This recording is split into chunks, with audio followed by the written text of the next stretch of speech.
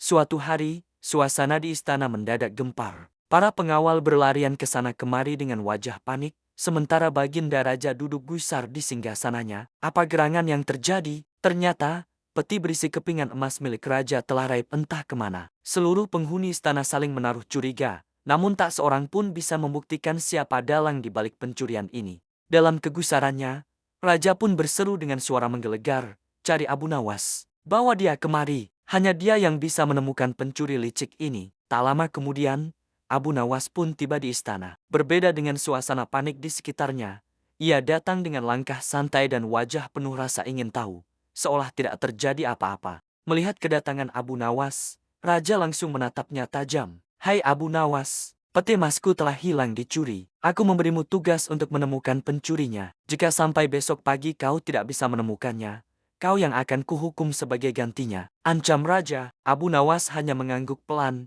menerima tantangan tersebut. Raja memberinya waktu 1 malam untuk memecahkan misteri ini. Abu Nawas tentu saja tidak mau menebak-nebak tanpa bukti. Ia tahu betul, salah tuduh bisa berakibat fatal. Sambil berjalan menyusuri lorong istana yang megah, ia mengelus-elus janggutnya, memutar otak mencari cara. Akhirnya, sebuah ide cemerlang pun muncul di benaknya. Ia segera mengumpulkan seluruh pengawal istana di aula utama. Berdiri di hadapan mereka, Abu Nawas berkata dengan nada penuh wibawa, "Dengarkan baik-baik, aku membawa tongkat-tongkat sakti ini. Masing-masing dari kalian akan membawa 1 tongkat. Aku peringatkan, barang siapa yang telah mencuri emas raja, besok pagi tongkatnya akan bertambah panjang 1 jengkal." Malam itu, suasana di barak pengawal terasa sangat tegang. Semua orang mencoba untuk tidur, tetapi bagi si pencuri sejati, malam terasa sangat panjang dan penuh kegelisahan. Ia terus memikirkan ucapan Abu Nawas tentang tongkat sakti itu. "Bagaimana jika tongkatku benar-benar memanjang? Aku pasti akan ketahuan," pikirnya cemas.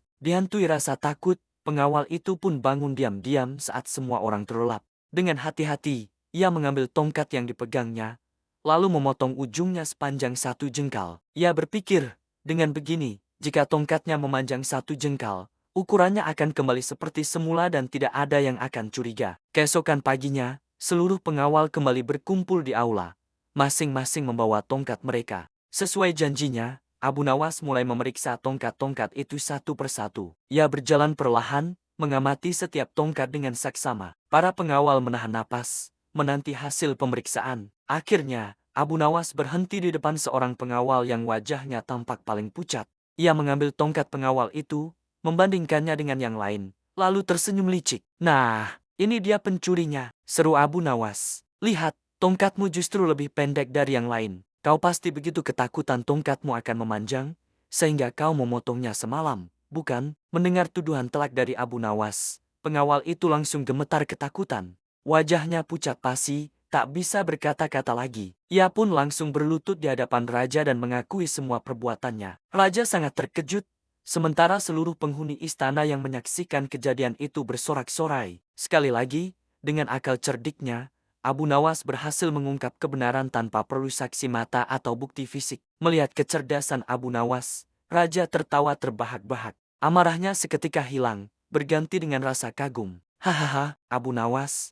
Abu Nawas, kau memang licik, tapi kecerdasanmu sungguh luar biasa. Tidak ada seorang pun yang bisa menandingimu di negeri ini," puji raja sambil memberikan sekantong emas sebagai hadiah. Abu Nawas menerima hadiah itu dengan senyum lebar, membuktikan sekali lagi bahwa kecerdikan akan selalu bisa mengalahkan kebohongan dan kelicikan. Nah, itu dia kisah kecerdikan Abu Nawas kali ini. Jangan lupa untuk like, komen, dan subscribe agar tidak ketinggalan cerita-cerita seru lainnya. Terima kasih sudah menonton dan sampai jumpa di video berikutnya.